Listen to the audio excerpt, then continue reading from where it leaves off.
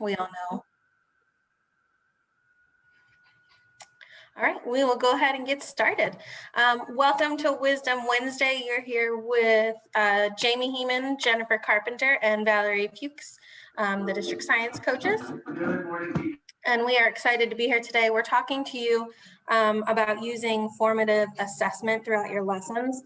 And a lot of times people struggle with keeping that pulse check on their students throughout the lesson. So these are just some strategies that you can use.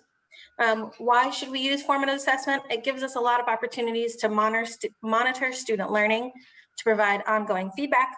That feedback can be used by the teacher to inform their teaching. It can be used by the students to improve their learning, so they can identify where they're struggling. If they didn't get it, they know that they didn't get it because they can see it immediately. It helps them identify their strengths and their weaknesses throughout the lesson, not just at the end or not just when we get to the test. It increases their ownership. If they can see how their learning is progressing, they're going to probably buy into it a little bit more. And the data that you gather can actually help guide your instruction during your lessons. I thought this was a really great quote. If you're not routinely checking for understanding, then you're not in touch with your students' learning. So you want to keep that pulse check on your students at all times so you know where they're at.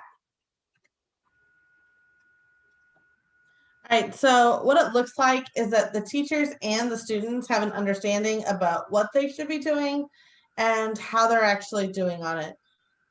You shouldn't just use one type of check for understanding. It's important to use a variety of them so you're reaching every single student and you're seeing the different material in different ways. Not every check for understanding is going to work for every type of material. So our first one is, you may have heard it before, is 4 corners. It's also decisions. So you give the students a prompt, and then they have to go to the side or the corner that corresponds to their opinion. They share out their reasoning together first, and then share it out with the entire class. They can also change sides. This works really well and can also kind of be incorporated in philosophical chairs as well. So the example I put here is when you are doing the fittest lion, which I know is a very popular one for bio. Have the students go to their corner and then support their understanding to begin with. See if anyone changes their mind right away.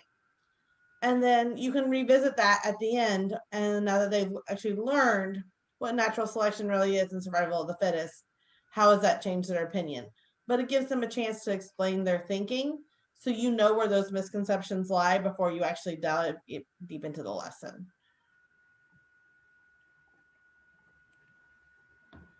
Another one is response cards. This is something that you see a lot in the elementary and the middle school classrooms, but we don't see a lot in the high school, but it can still be a great way for check for understanding. So there's lots of different ways to do them. You want to create a set of cards. I always kept them on a ring like this one. It just made it easier. I had 30 sets, and when we were going to use them, I just kind of threw them out on the tables and kids could just grab them. So my suggestion would be to have like an ABCD for them to show answers like for multiple choice, and also have them color coded. So I use this as a self-assessment, and red was, yeah, I have no idea what's going on. Yellow, I think I'm kind of starting to get it. Green, I got it. Blue, I can teach it. And that would allow me to have students hold it up. I can see the colors, see where they're at. And I can also use that for like partnering students. Because if you are a red and have no idea what's going on, I'm going to partner you with a blue and see if they can reteach it to you one-on-one. Hold on one second, Jen. They can't see the screen. Mm-hmm.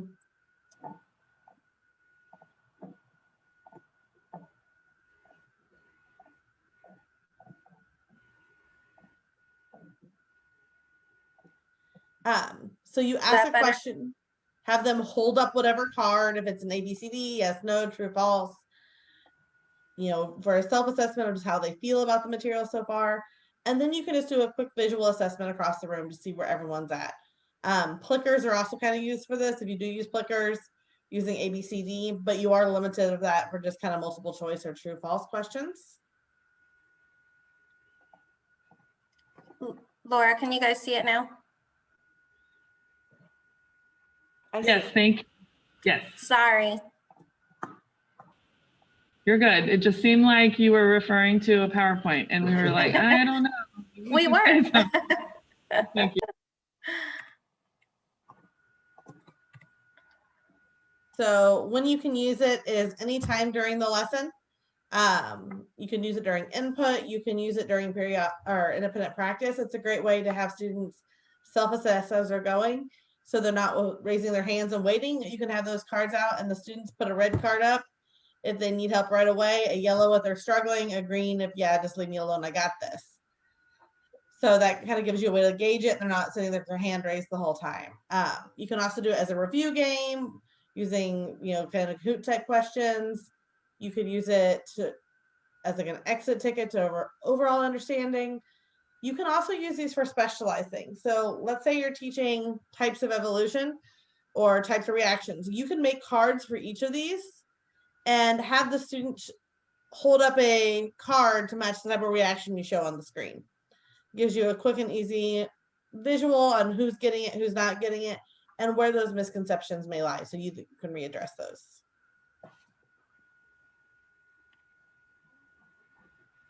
So the next one is small group checks for understanding.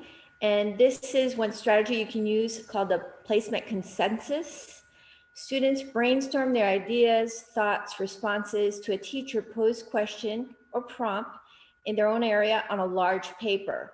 So if you look at this paper here, all four corners, they would each individually respond to the prompt. Once they're done responding, they would discuss and come up with a consensus in the middle. So if you see the sides, they all have their own, they have drawings, they have their notes. And then in the center, they were talking about chromatography, and they have to decide, come up with a unified theme of what they were talking about. So that's a great way to check for small group understanding, and you can circulate and see what they're writing. Do they have the information? Are they missing anything? And then come up and see the summative, have they gotten it? The next one is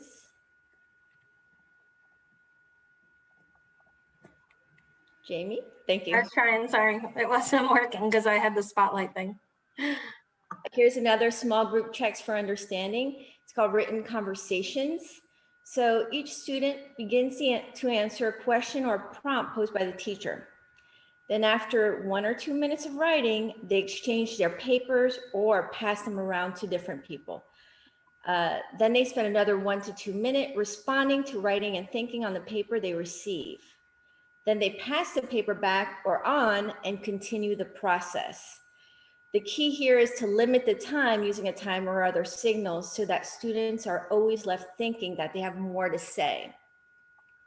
So here, the next one, try to come up with a little example. So you have, for example, a prompt would be, how would you show that blood is a connective tissue? So student A and student B are both writing at the same time.